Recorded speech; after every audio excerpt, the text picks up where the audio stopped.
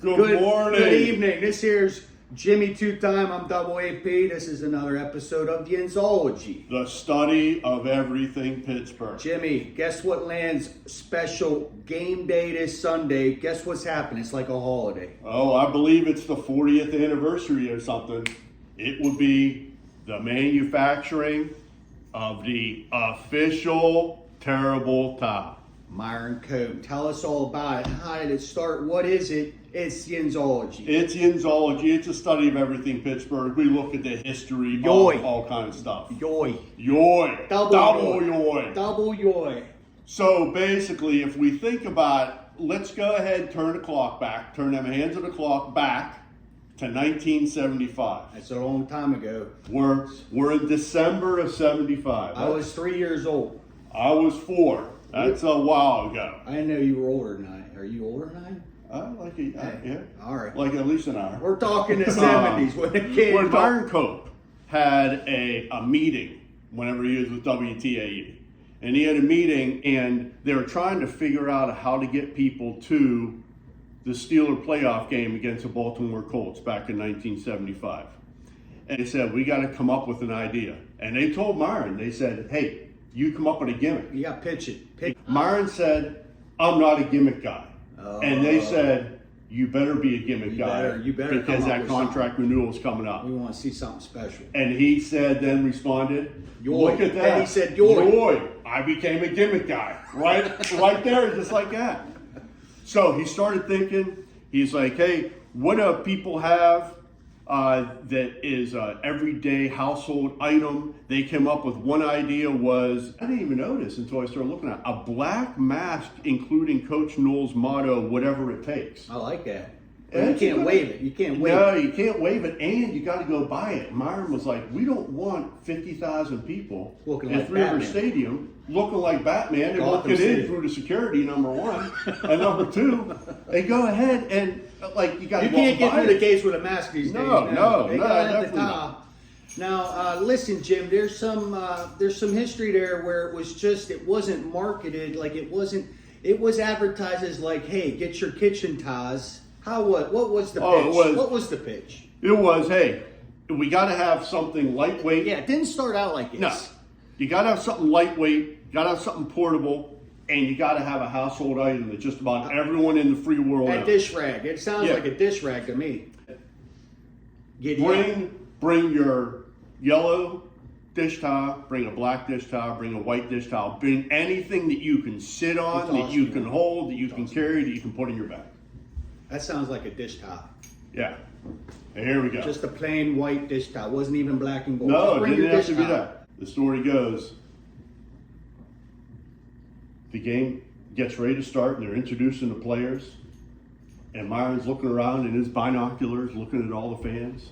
There are like 12 people waving terrible. Oh, geez, just 12? I'm going to be made fun of. Just like 12 episodes of Enzology. That's how it starts. There you go. He's looking around and he's looking at his colleagues. That's terrible. His colleagues are going, Myron, you failed again. You're a failure, Myron. There's a life lesson here. And then all of a sudden, the rest of the team comes out of the tunnel, and guess what happens? He said out of nowhere, no less than 30,000 terrible towels. And he said they must have been in the fans' pockets. They must have been in the fans' jackets.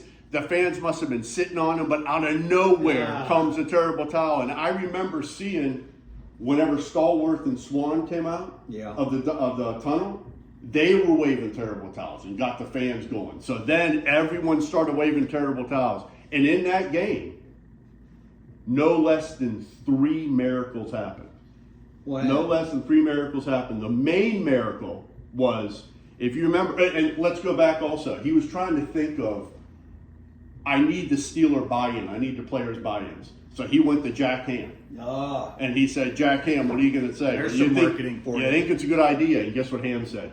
It's a terrible idea. You're wrong. No one's going to happen. The number 2. Jack, come on. The number 2 person he went to, Andy Russell. And remember Andy Russell, because the story will come around full circle. Andy said, terrible idea, Myron. Terrible idea. He needed someone's buy-in. What do? He goes over to Terry Bradshaw. And he's like, hey, Bradshaw, what do you think about a terrible towel? And Bradshaw said, huh? And Myron checked him off the box, says, Terry Bradshaw approves. There's Terry. He Terry was always the black sheep. Yeah, he went to the Steelers approve. Bradshaw didn't even approve. Bradshaw didn't know what the guy was. So if we fast forward, Andy Russell was the one that said, terrible idea, Myron. It's going to be a failure. In terrible time. One of the main miracles that happened in that game against the Baltimore Colts. What? Andy Russell got a fumble recovery, 93-yard fumble recovery for a touchdown. Wow. He didn't believe in it, and he was part of a miracle. Wow. Yeah. So, but what year did Myron decide to make this official market label with the logo? When did that come about? 1978. 1978, this became official. Where was it sold? Gimbals, and they sold them originally as a set. Like you couldn't just get a single towel; they came in sets. But that didn't work out so good, and something happened where they started selling individual towels, and when they did that, they could not produce enough. They couldn't keep them on the shelf. Yep. It just blew up, and that was in 1978. 78. All the proceeds goes to Support the Special Needs Foundation to support his kid and their fundraising. Over $6 million has been gone ahead and donated since the inception of this back in 1978. Back in December 4th of 05, if you remember, TJ Hushmanzada for the Bengals went ahead and stomped on a terrible towel. Everyone remembers that, watching it on TV. He stomped on a terrible towel on the sidelines. Terrible. The Bengals didn't win anything until TJ was off of that team. You are voodoo cursed on that one, my friend. Now, you mentioned Myron's no longer with us. He passed away in 2008. And let me tell you, the ceremony was special. There was a special moment, a moment of silence where people waved the towel for 1 minute in silence. They just 1 minute. At the funeral. In silence, please. Yes. Oh, yeah. A moment of silence, please.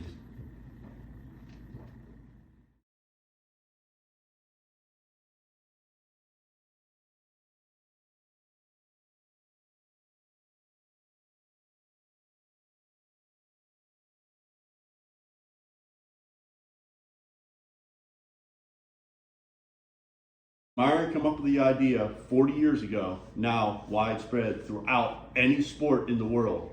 They wave towels. They're called rally towels. They can't use a terrible towel because it's trademarked. We'll dive in more in Myron Cope's life when we do a future episode on some of our great announcers, Bob Prince, Mike Lang, and Myron Cope. Yoy double yoy. Join us till next time. I'm a dad.